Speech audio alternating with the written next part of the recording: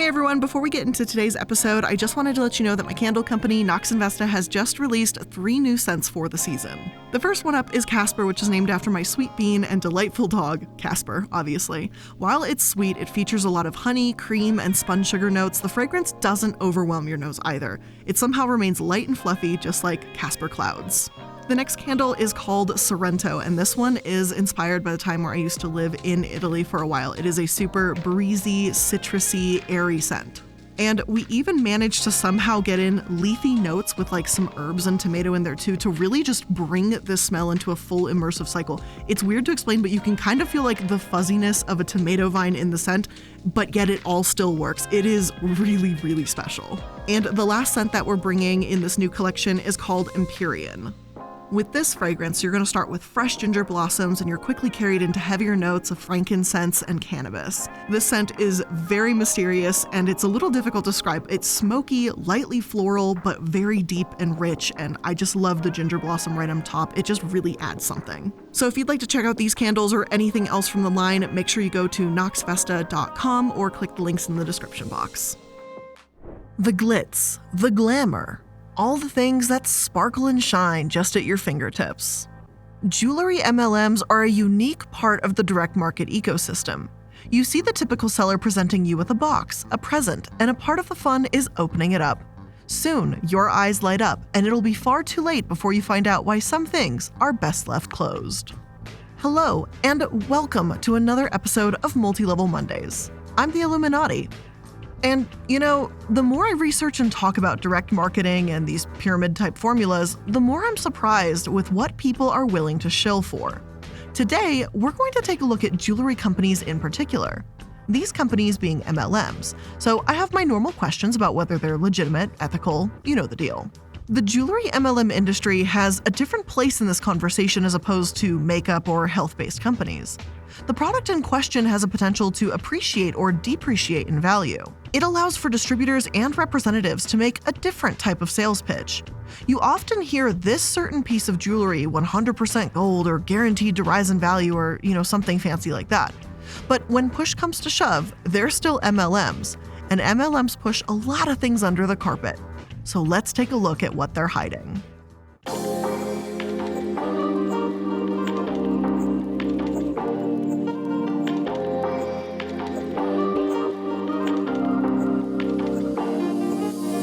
It all started with an oyster. That's quite a way to describe the founding of a business. Based in Mansfield, Massachusetts, Vantel Pearls began in 1987 from a trip to Hawaii by Joan Hartel Cabral. Her own discovery of an oyster and the pearl inside was so profound and powerful that she wanted to share the experience with everyone, at least according to the company's history. Touted as an original concept, the core of this MLM centers around the oyster and pearl. Its structure is typical, revenue being earned by both selling jewelry as well as earrings from any recruit. Much of the interest following this particular company revolves around the events done on social media. It's an MLM party with a twist. The company opened up oysters and did a kind of lottery-style presentation. And initially, I actually thought this was an original concept, but right at the beginning, there's the possibility that Hartel Cabral copied a business concept. The Pearl Factory, which is also based in Hawaii, claims to have been doing pearl hunts for the past 40 years, well before she received her inspiration. The oyster gift that she received, the catalyst for her multi-million-dollar company, could have been taken from this very business. In either case, since Hawaii is part of the United States, her claim of making the nation's original oyster opening company, aka the first, would be false. It makes you wonder what else is going to be found out as we take a peek. Primarily using marketing methods through social media, what a representative does is show the oyster to the partygoers. They take a tool and open the oyster live. Then they'd remove the pearl and show it to everyone. The cost of entry for this particular MLM was a $100 annual fee and the purchase of either a $99 distributor package or a $149 one. The event used to be done locally before social media came to prominence, but it transitioned to a largely online model in 2016. The digital presence catapulted Vantel Pearls into the spotlight. Home parties were valued at around $500, while online parties could bring in anywhere from $6,000 to $7,000. I expected to see even more success, considering the pandemic shifted our shopping even deeper into the online spectrum. But that all came to an end in 2021 when Joan Cabral announced her retirement. In an announcement made by Vantel Pearls, this is what was said. Our founder, Joan, is now ready for the next chapter, a much-deserved retirement and time with her family. We are grateful that we can make this decision while the company continues to thrive so that we can end this journey on our own terms. We are all sad to say goodbye, but so happy for the legacy Vantel Pearls leaves behind. And this is something I was genuinely confused about in this statement. Isn't being able to spend more time with family one of the things that MLMs are supposed to support? Why would that be a focal point for her decision if she was already able to spend time with family? I know this is a partial deconstruction of a myth direct marketing companies push forward, but it still kind of comes as a surprise that that's the reason why you're retiring. And it also came in the midst of significant financial success. The retirement and company shutting down is not normal, not simultaneously at least. This is the part that really intrigues me the most. Vantel Pearls was supposed to empower potential entrepreneurs. They even talk about how much their business impacts their consultants and families. The truth is, Cabral made a bunch of money, and instead of continuing her legacy, she chose to close up shop and take the money and run. It comes off as self-serving, and there isn't any amount of pretty words that can change the fact that she shut down the business and left a lot of people out to dry. Is there a reason why a successor couldn't keep the business going? Has it even shut down? The website is actually still currently operating with no sign of actually shutting down, and the Facebook pages are all still active. So it's just confusing. If companies are allowing their consultants to sell the remainder of their inventory, I would be impressed. Giving the consultants the opportunity to make a profit from their investments is admirable. There is plenty of controversy surrounding the parties if they're still under operation. The value of pearls is considered subjective, despite the fact that there are experts in the field. There is a graph in their MLM workbook that shows a rating system for pearls, and it claims to be sourced by something that is called the National Pearl Association of the United States. That association is not real. Vantel made it up. They have this handy little chart on their brochure, and on the bottom it says, compiled by the National Pearl Association of the United States. There is a legit pearl organization out there, the Cultured Pearls American Association. Considering they tried to fabricate a ratings board, this leads me to believe that they weren't part of the CPAA, and there's no evidence to back up any type of association with them. Jeremy Shepard, the treasurer and marketing director of the ratings board, doesn't speak of Vantel favorably, and to me, that speaks volumes. Despite there being an association for pearls, there is actually no standard measure to judge pearls upon. It is true that pearls are judged by 7 parameters: nacre, quality, luster, surface quality, size, shape, origin, and color, but there's no governing body to judge what is a good pearl and a bad one. Anyone could take a pearl and claim it's more valuable than another one. It's not like we're talking about silver or gold or copper, things that have exact monetary value. I don't necessarily believe in the sustainability of cryptocurrency or NFTs, but they too have a measurable financial value. What sort of parameters do precious stones have? I've seen genuine 100% precious stones sold for a pittance, and I've seen costume jewelry go for thousands of dollars. To me, it does not feel like a reach to suggest that a company that would make up its authenticity would have other things to hide. The crux of this company's misrepresentation is found in the product itself, the oyster. I will say that as a concept, the parties and the gimmicks of this particular MLM are creative and engaging, and I can see how it drummed up excitement for partygoers. What color pearl would you get? That sort of thing. Unfortunately, this type of approach reminds me of a gambling system, not in the way of conventional casino gambling, but similar to loot boxes or online content. Someone who wanted a particular color would spend far more than intended. DDC Beneler, a 55-year-old medical consultant in Central Florida, attested to becoming addicted to the parties and revealing the gambling feel. When you have someone feeling obligated to keep opening oysters once they've started, there's an unhealthy relationship brewing between person and product. Obviously, I'm not going to tell anyone what they should do with their time or money, but I will absolutely inform folks when there's a money-draining pattern brewing. The still-functioning Vantel website claims that Vantel pearls are genuine freshwater cultured pearls, cultivated by oyster farmers adhering to high-quality and environmental standards. The company depicts itself as a practitioner of an organic method. Prior to this, Vantel claimed that their pearls were genuine Akoya oyster pearls, but it was revealed that the pearls were just the freshwater farmed variety. But to Shepard, the problem lies more in the product itself. After observing the online pearl parties, he came across confident that the oysters were cheap. I think the pearl parties are fun, he said. It's when you say you've got a $100 pearl when in reality it's a cheaper pearl. That's when you get in that area that is a bit on the unethical side. The self-titled pearl addict Dee bought thousands of dollars worth of pearls, but discovered how horrifically overpriced they were when she went to a jeweler. The Three of Hearts necklace, for example, was bought for $94 when it was only worth $9. And we haven't even gone into the ethics of procuring pearls yet. If you just happen to go and find an oyster on the beach, you could stumble upon a naturally occurring pearl. A sand or some sort of irritant gets stuck inside the oyster. Said irritant is perceived as a threat, and the oyster secretes mucus to cover it. This can also happen when there is damage outside of the shell. The mucus covers the threat, and over time it hardens and maintains shape, making the pearl we know today. According to the Center for Tropical and Subtropical Aquaculture, what happens on freshwater farms is the following. After the oysters are collected, farmers perform a process called grafting.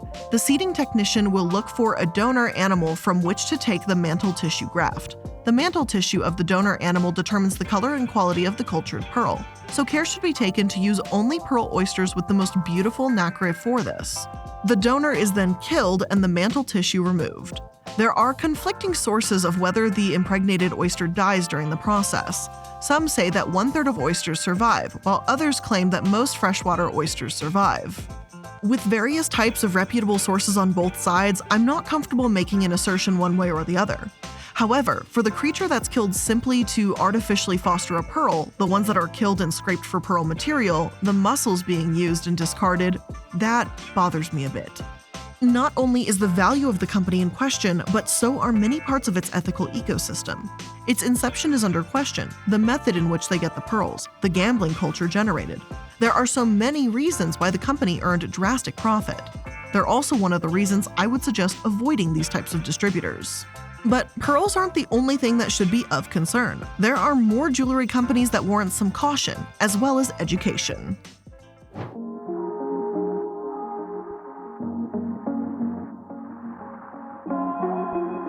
Before I go any further, you should know that there are 2 MLMs with the Touchstone name.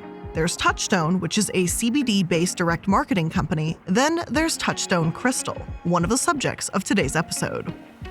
In case you do decide to look up this company in particular outside of this episode, I just want to make sure you're looking up Touchstone Crystal, not Touchstone CBD. Swarovski crystals has been in our culture for quite some time. Daniel Swarovski of Hungary established the company in 1895 after inventing a machine that improved the process of cutting precious stones. These crystals in particular have earned an incredible reputation, part of the reason they've been able to conduct business for the past 127 years.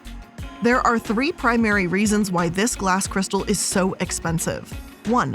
The company has a top-secret manufacturing process only known to Swarovski.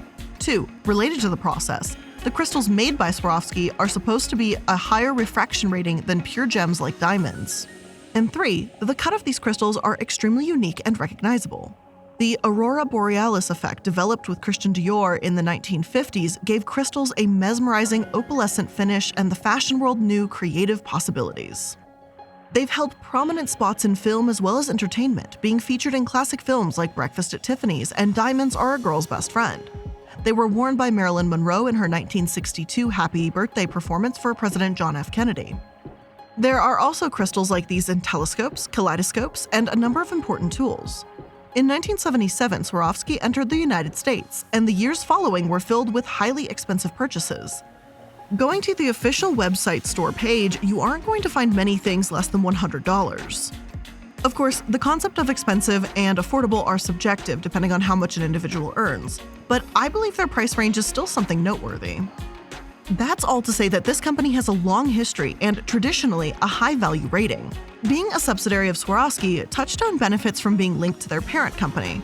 Among MLMs, this is highly unusual. On first glance, it grants Touchstone with a sense of validity that you don't find with these direct marketers. I honestly have a hard time labeling this company as a multi-level marketing company because of that detail, at least not in the true sense of a multi-level marketing company. That being said, though their success has had an impact on the Swarovski image as a whole, that doesn't mean Touchstone will be successful or ethical. Only research can reveal that. As an independent entity, Touchstone Crystals was actually founded in 2010 by Swarovski's North American president Dan Cohen, the great-great-grandson of the founder. From what I've seen on the core website, Swarovski had been looking for a way to make their product available to the general public. It's odd that looking at their website, you won't find any mention of Touchstone. There is no reason given, but I find it just weird. According to Direct Selling News, who published an article a year after Touchstone began, Some 46% of the Touchstone Crystal 2011 product line is priced under $50. Considering what Swarovski crystals went for in the past, that had to be a jarring change. And like I said before, the concept of expensive and affordable are subjective terms, and according to multiple MLM scam reviews, one of the primary complaints about Touchstone is, to paraphrase, it's too expensive. My first reaction to this complaint is kind of, well, duh, this is Swarovski we're talking about, not just a random company peddling and inflating products. Being too expensive is par for the course. There are, however, significant consequences that go with high price marks. This pertains particularly to representatives and distributors. Having products at such high value actually eliminates the incentive for customers to shop more. You remember how we talked at length about how MLMs take advantage of relationships between sellers and their loved ones? That isn't so much of a problem when people spend $200 for one item and can't justify buying more. This causes sellers to constantly have to reach out to more people and reduce the chance of distributor harassment. What that results in, via a ripple effect, is Touchstone taking a lot more energy to be successful in, even more than typical MLMs. And I don't have any evidence to back this up, but I think that one of the first things people in MLMs have to do is create a suspension of disbelief. We talk about this particularly with storytelling, be it literature or film. It's often a powerful element in music as well, but it's quite applicable here. Part of the party experience is built to submerge the target audience in the moment. For a moment, they are more youthful, more luxurious, more prominent than they were before or after the event. When someone looks at the price tag of jewelry that is $200 to $500, that number shakes them out of that suspension of disbelief. In my opinion, that's why a person would have an easier time being frugal or patient with Touchstone. The price of the product somehow doesn't translate to cost for the consultant via startup. According to ScamRisk, a website that rates MLMs on their ethics, the compensation plan of Touchstone Crystal is simple and straightforward. The distributor will collect 25 to 40% commission on their own sales and up to 9% commission on the sales of their recruit. It seems like a good deal as far as MLMs go, and the initial investment is around $100, where the seller would receive about $500 worth of product to sell. A first-time seller would likely pay off that initial $100 investment, but the chances of actual financial success isn't any different from what we've covered before. It surprises me to say this, but I've done a deep dive of research, and Touchstone's products are backed by Swarovski, and it's easy to confirm upon evaluation. Like, it's genuinely a good product. The only complaint, aside from the expected price, is the fact that Touchstone is still an MLM. That means the company comes with the direct sales marketing pyramid-type structure that all other MLMs come with. The company comes with its disastrously low success rates, seller stress, utilizing relationships in order to gain a profit, and all the other things you'd typically find with direct marketing. It's a shame that this company chose the MLM route. Otherwise, I wouldn't have really any harsh critiques. There's no evidence suggesting ethical violations or moral wrongdoing, just the usual drawbacks. If you're comfortable spending that much money, more power to you. I'm confused, if this is the case, why someone wouldn't just buy from Swarovski as opposed to Touchstone. But there are the rare MLMs like Touchstone Crystal that practice what they preach. And then there are other companies that claim to do the same, like Premier Designs.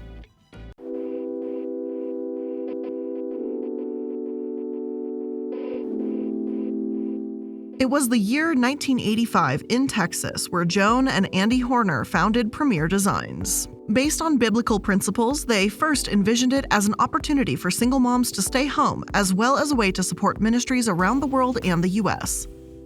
And oh boy, here we go. I know we've had this conversation before regarding religion and MLMs. I mean, we've gone over the specific link between MLMs and Mormonism a number of times. I've given this disclaimer so many times, but I'm not going to tell you what you should or shouldn't believe.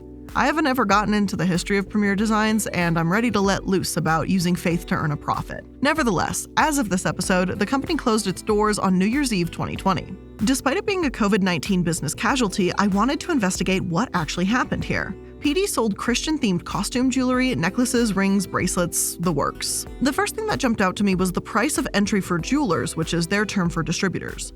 According to a number of sources, the price for each starting package was $395, that's the simple sparkle package, $595 for the bling it on package, and $795 for the luxe launch option. There was also a $350 renewal license, which is humorous, I guess. these are the types of prices that I expected with Touchstone Crystal. Considering the exhausted conversation about reps, there was almost no chance that anyone joining PD would see the return on their investment. If the company was about enriching the lives of others, then why is the entry fee so huge? There isn't necessarily anything wrong with a high entry fee, but it defeats the purpose. Premier and all these other companies were/are members of the Direct Sellers Association, who we covered when we spoke about Mormonism and MLMs.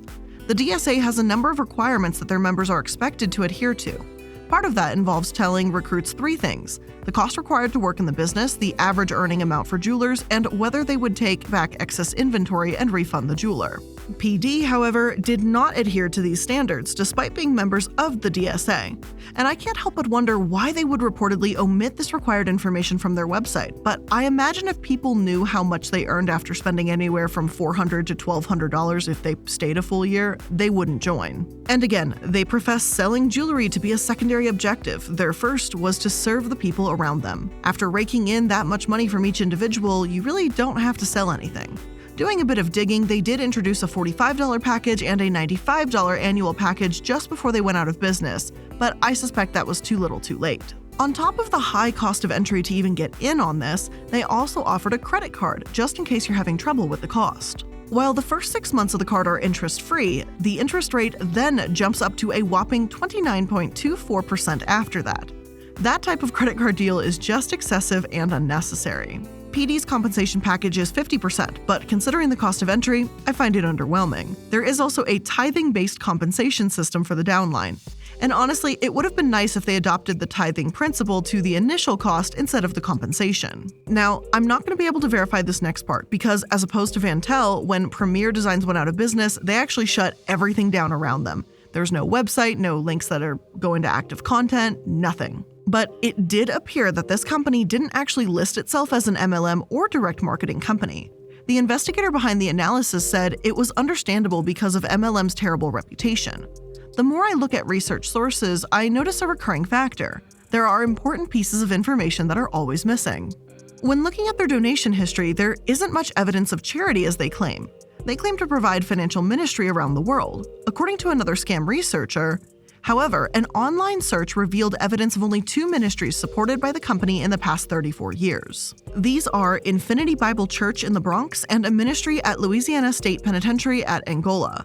Obviously, donating and helping different communities is a good thing, and I don't understand why they didn't divulge more information if they were so genuinely active. The first answer that comes to mind is that they weren't really as charitable as they seem. This can't be confirmed, of course, but they failed to prove that they practiced what they preached. There is, however, evidence that Premier Designs was politically active. In 2012, Mother Jones revealed that Tim Horton made a large donation to Gary Bauer, a highly vocal anti-LGBTQA advocate. They apparently put a lot of work into hiding the fact that Horton was the acting president of Premier Designs at the time, but the fact that nearly $500,000 was raised for this political figure under the name Corporate Land Management Incorporated. PD earned a yearly average between $10 million and $100 million. From all the information withheld to the public, at the very least this company cannot be trusted. It's obvious this company valued profits over people, which is the exact opposite of what a typical Christian should tell you. It's a good thing that this company isn't around anymore to exploit the faith and trust of others to bankroll a dishonest lifestyle. Christians should be bothered that all of this was coming from a company that represents their demographic. And I know, we're like, oh my god, Blair, we've gone through like 3 MLMs in rapid fire, so this must be the end of jewelry MLMs, right? Wrong. We have one more, but we will get to Stella and Dot right after this quick advertiser break. At the end of what can feel like an endless workday, the last thing I want to do is cook dinner. But when the fridge is empty, that urge to order in and skip cooking happens all too often. But thanks to Daily Harvest, I don't have that temptation anymore. Daily Harvest helps keep my freezer fully stocked with options that are delivered right to my door that are delicious, nourishing, and ready in minutes. And that's because Daily Harvest delivers delicious harvest bowls, soups, flatbreads, snacks, smoothies, lattes, and more built on organic fruits and vegetables. Daily Harvest has become part of my routine to such a terrifying degree because I've used them for so long that it's literally like I wake up in the morning, take a shower, let Casper out to go to the potty, get his breakfast going, and then I make a smoothie from Daily Harvest while he's eating as well, and then I just get my workday started. It's just like a no-brainer. I have absolutely been addicted to their smoothies, though I have tried nearly every single one of their other options, and they're all good too. I'm just a smoothie addict. I've obviously loved the strawberry peach smoothie. That one's an easy yes, but I've been hooked on the pineapple matcha smoothie. It doesn't sound amazing. I was really hesitant to try it, but I'm gonna be honest, it has become my new favorite. It just gives me, I don't know, just that little spice zing, that pep in my step to get the day going. I'm really loving it, and regretting I didn't get more on my last order. But speaking of all the amazing food options they have, a new one has entered the scene. It's their delicious Harvest Bakes. It's for those moments when you're looking for some homemade feels without any of the work. These are ready-to-bake, veggie-packed dishes sizzling with gourmet-level flavors that are big enough to share, but you may not want to. So avoid the temptation and get Daily Harvest. Go to dailyharvest.com/MLM and get up to $40 off your first box. That's dailyharvest.com/MLM for up to $40 off your first box. dailyharvest.com/MLM. Saying goodbye to high-interest credit card debt is one of the first steps towards financial independence. But the interest month after month can feel like you're in a never-ending hamster wheel. And that's where Upstart comes in, because the reality is, we've all been there. Seemingly out of nowhere, you get hit by an unexpected expense or bill. And when it happens, it can feel like the weight of the world is coming down. But Upstart-powered personal loans can help you pay down high-interest debt, all online with simple and easy-to-understand payment terms. Upstart has helped over 1.8 million customers on their path to financial freedom. So it doesn't matter if you're paying off credit cards, consolidating high-interest debt, or funding personal expenses. Upstart can help you get one fixed monthly payment with a clear payoff date. And you can check your rate in minutes for loans from $1,000 to $50,000 without impacting your credit score. And you can receive funds as fast as one business day after accepting your loan. So don't wait and check your rate today at upstart.com/MLM. That's upstart.com/MLM to check your rate today. Don't forget to use our URL to let them know we sent you. Loan amounts will be determined based on your credit, income, and certain other information provided in your loan application. Make sure you go to upstart.com/MLM.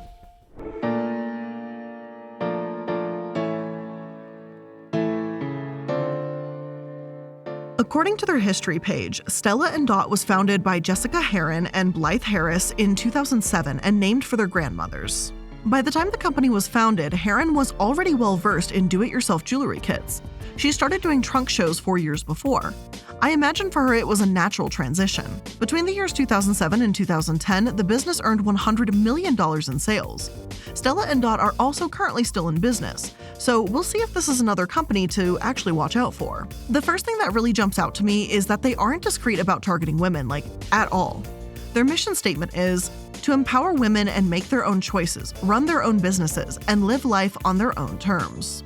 Now, I could be mistaken, but it feels like they're using feminist principles to appeal to a female audience. MLMs do largely target women, and I'd say part of that reason is the stereotype that all women should or want to be a stay-at-home mom. Stella and Dot would be selling the idea of an independent woman to stay-at-home mom, and no matter the message, exploitation is terrible all the same. It feels like they lean heavily on the fact that MLMs in general are populated by women, and boy do they make them pay the price for it. To get started, potential distributors can purchase the $199 Essentials package, the $499 More to Love package, or the $699 Ultimate package. It feels like empowerment is digging straight for the purses and wallets. Now, to their credit, Stella and Dot have followed through on their statement of trying to improve the financial health of women through charity, at least to some degree. On their website, they talk about the Stella and Dot Foundation, established in 2010. Every year, they partner with Every Mother Counts, an association dedicated to reducing the death rate of pregnant mothers. They also donate to Autism Awareness Month as well as Breast Cancer Awareness Month. I'm thankful that one of the charities doesn't happen to be Autism Speaks. Let's just hope they haven't donated to Susan G. Komen. Stella and Dot have allegedly donated $2.7 million worldwide. And this is a very good thing, but it doesn't change the fact that women are getting sucked into this particular MLM and being forced to pay large sums of money just to get started. This is also one of the critiques shared by a number of scam reviewers, so I'm not alone in this sentiment. Another one of the critiques shared by people that review these kinds of businesses is the fact that Stella and Dot micromanage their stylists a lot, and this makes me angrier than it should. I mean, the core of this company's mission is to empower women and give them autonomy over their own finances. But how is that going to be accomplished when you have a supervisor directing your every move? And how is this different from working in a corporate setting where you have a supervisor, micromanaging you? Wouldn't it be worth to save all the trouble? Go back into that corporate setting, work the job, get your money, and not have to drive around doing trunk shows with an unstable income that'll most likely leave you in debt? I don't know. It's just my thoughts. There have been a number of complaints regarding the product, and I don't want to go into detail here about every single one of them. Each company discussed today has its fair share of negative reviews, and that's natural considering the delicate nature of jewelry and, of course, MLMs. I mention it here because it appeared that Stella and Dot had a significantly greater amount of complaints than the others. So not only are you being taken advantage of for being a woman and mother, you are potentially selling a product that is also probably not high quality.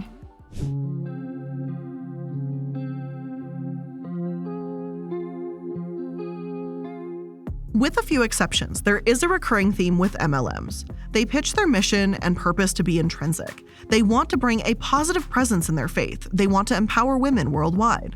They want to share that precious moment when they opened up a shell and all the mysteries of life are simplified. But these are all marketing tactics made to manipulate you, the customer, who is not only buying into their product, but also their message. And that's where the danger is. If they can get you to believe in them, there's no telling how much money will vanish. Everyone wants to feel a part of something, and MLMs specialize in developing a type of culture. Be wary of a company that tries to sell you something intangible in order to sell you a product. All the shiny jewelry they offer could tarnish your finances and leave you with nothing but the empty sound of debt. But this is where I'm going to end today's episode of Multi-Level Mondays. I hope you learned something new today, and if you did, make sure you're liking, following, and subscribing so you can stay up to date on all the latest episodes. I appreciate you spending some of your time here with me today. I know there's 1.5 million things in the world you could be doing, and yet I'm here, even if I'm just, being in your earbuds while you're doing chores or painting or hobbies or cleaning or whatever it is. I appreciate you all the same. Thank you so much for being here today, and I'll see you in the next one. Bye.